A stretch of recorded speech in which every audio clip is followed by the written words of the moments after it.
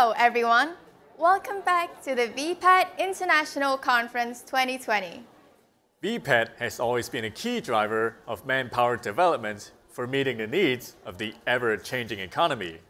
To round off the VPET International Conference 2020, Dr. Yeung, GBS JP, Executive Director of Vocational Training Council, Hong Kong, will take us through the development of VPET.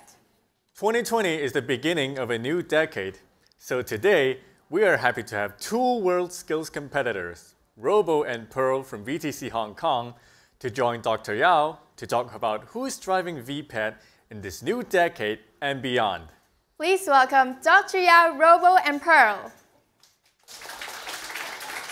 Hello, good afternoon, everybody. Welcome, Robo and Pearl, for joining us in this roundup session. Maybe I should start by first thanking Education Bureau for co-hosting this wonderful VPET International Conference 2020. It's the first digital conference ever held.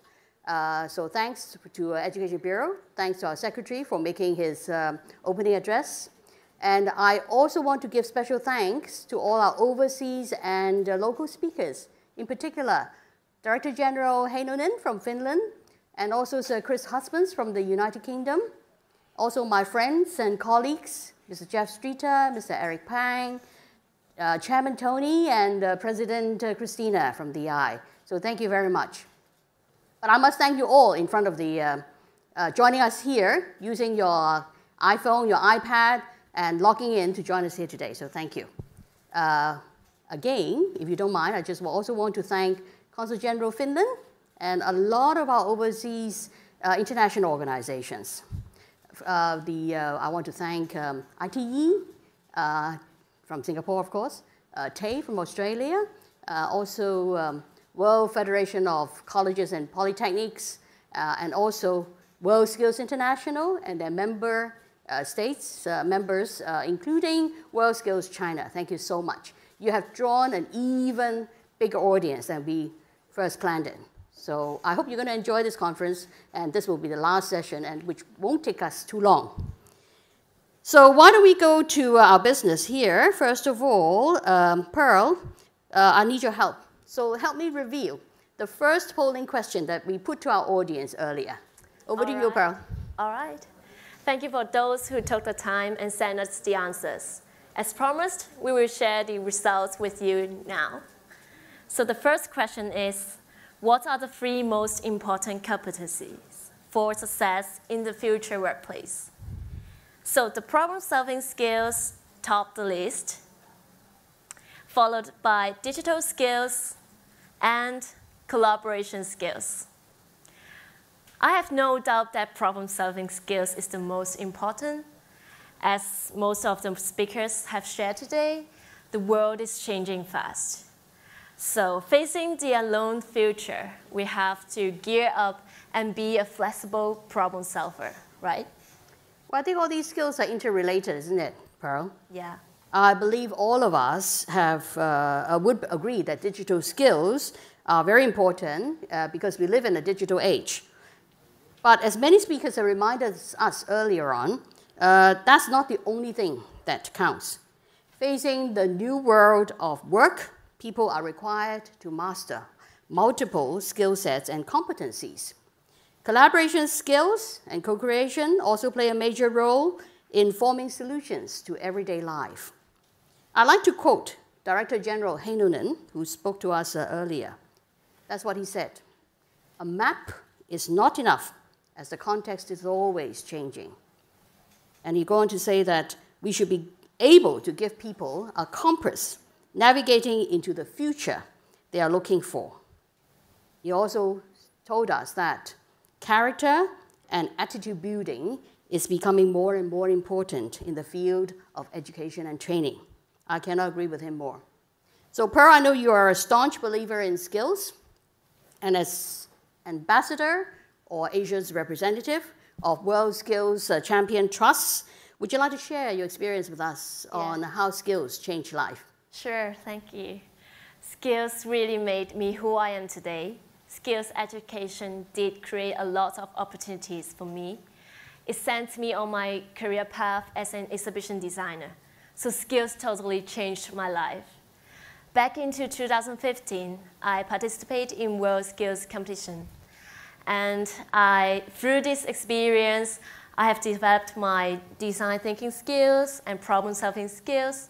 Most of all, I learned to believe in my own self, because I had to compete a big scale of window display project with my own hands. So I really believe in my own self to make it success. Also, at school, I picked up practical skills and sustainable design knowledge. I've learned to incorporate green elements into the design projects. So, as everyone knows, green agenda is very important these days. So I believe and I hope my skills could create our better world and change our world. Well, Pearl and Robo are both medallion award winners at the WorldSkills International Competition. So Robo, you're now working as an engineer. How has vocational and professional education and training, or the applied education approach, help you to cope with the changing world of work? Yes. Well, when I was studying, I learned a lot through my internship and project works. During a summer internship, I worked as an engineer in charge of an automated production line at a local company. I also visited the factory in the Greater Bay Area once a week. This on-the-job training really opened my eyes. The practical part of my education developed my abilities and gave me confidence to apply professional skills and solve work problems in this changing world. Now, as an R&D engineer, I worked on providing guidance for factories across Asia-Pacific area, all thanks to my internship experience. So Robo, you are a living example of how workplace learning has groomed you to become who you are today, right? So Robo, why don't you help us take the second polling question on the same subject of workplace training, learning. Okay, for the second question, we collect the views of whether workplace learning and collaboration with industry will gain increasing currency as all-round training for young people in the next 10 years. Oh, I see almost 80% of our respondents say yes. It reinforces the value of workplace learning. So it's very encouraging, isn't it? So that means a lot of work on our part too, to make workplace learning fun and also helping people to grow. Well, workplace learning and applied education indeed are gaining momentum worldwide. Employees are expected to participate in helping industry to define a problem and then go on to solving that problem. Today, we have heard industry leaders from Jardines Engineering, Heiko, and Scania telling us their workplace learning strategies earlier on. We've also have JP Morgan, Siemens, IBM just talking about the importance of skills in the 21st century. So I'm very grateful to all our industry partners who have worked with us throughout these years in trying to skill future talents. So Pearl and Robo, do you have anything to add on this point? Well, workplace learning has helped us become work ready. Mm-hmm. Today's conference has taught me that we should try co-design with learner, what to learn and how to learn. Exactly. In my present job, in precision engineering, I do need to coach my colleagues to do a lot of testing work. I shall try this co-designing approach and see how it works. Also, I should mention that I have an opportunity to meet Ms. Lo Ka-Kay at the VTC event before. Hello, Ms. Lo. Are you still here? Okay. Thank you for reminding us that adaptability are very important for young people. These are the core competencies, and we must obsess. In fact, in our workplace, we often use agile techniques to manage our software development projects, and which is the new trend. Indeed. Applied education and workplace training are really important to meet the changing world's needs. This COVID-19 pandemic has driven us all to change our lifestyle altogether, but thanks to technology, we remain connected to each other, We could Skype, we could Zoom, and we could Teams, and we could Blue Jeans. So on education, not just vocational education, but all education at all levels, COVID-19 has driven us onto this platform of digital teaching and learning. On this point, Pearl and Robo, I would again ask you to help us to take the third, and this is the last polling question for today, mind you. So the third question, please. For sure. The third question is, COVID-19 is a catalyst for digital learning. The percentage of e-learning replacing face-to-face sessions for vocational education should be increased up to, I guess, yeah, most people chose 50%, and it's also my choice, and I think I guessed right. Yes, but I also know that quite some audience voted for 25%. In any case, people are expecting more e-learning to bring more interactive and personalized experience on the virtual space. Well, technology is moving fast. In today's sections, we learned the importance of technical skills, such as AI, big data, and Internet of Things, etc. Equally important are non-technical skills like digital ethics. Absolutely.